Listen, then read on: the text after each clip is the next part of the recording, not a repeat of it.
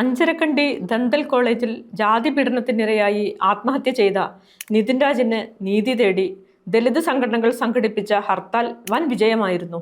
എന്നാൽ ഈ സമരത്തോട് മാധ്യമങ്ങളും വ്യവസ്ഥാപിത പാർട്ടികളിലെ സൈബർ അണികളും സ്വീകരിച്ച സമീപനം അവർക്കുള്ളിലെ ജാതി ചിന്തകളെ പുറത്തു കൊണ്ടുവരുന്നതായിരുന്നു. ഹർത്താൽ അനുകൂലികൾ വിദ്യാർത്ഥികളെയും രോഗികളെയും വഴിയിൽ തടഞ്ഞുവെന്നും ബഹുജനങ്ങളെ ബുദ്ധിമുട്ടിച്ചുവെന്നും വ്യാപകമായി പ്രചരിപ്പിച്ചു. ഈ റിപ്പോർട്ടുകൾ ചൂണ്ടിക്കാട്ടി ഹർത്താൽ പ്രഖ്യാപിച്ച ആക്ഷൻ കൗൺസിലിനെതിരെ ഹൈക്കോടതി സ്വമേധയാ കേസെടുക്കുക പോലും ചെയ്തു.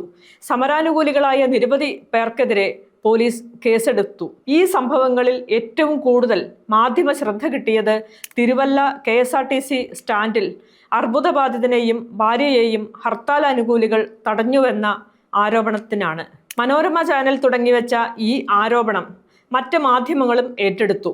താമസിയാതെ ആക്ഷൻ കൗൺസിൽ പത്തനംതിട്ട ജില്ലാ പ്രസിഡന്റും തിരുവല്ല ചുമത്ര സ്വദേശിയുമായ അജിമോൻ ചാലാക്കേരിയെ പോലീസ് ജാമ്യമില്ലാ വകുപ്പ് ചുമത്തി അറസ്റ്റ് ചെയ്തു.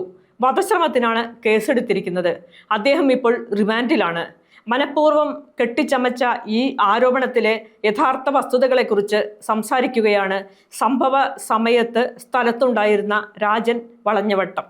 അപ്പം നേതാവിനെ കാണിക്കുന്നു. ഇവർ നേരെ ചെന്നത് ഈ മാധ്യമപ്രവർത്തകർ മനോരമയുടെ ക്യാമറാമാന്റെ മുന്നിലോട്ടാ ചെയ്യുന്നത്.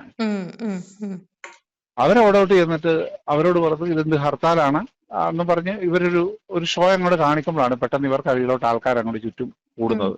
എന്താണെന്ന് പറഞ്ഞ് കൂടുന്നത്. അപ്പോൾ ഞാനും അവിടോട്ട് ചെല്ലുന്നു. ഞാൻ നോക്കുന്നു. ആ സമയത്ത് തന്നെ അജി കയറി വരുന്നു.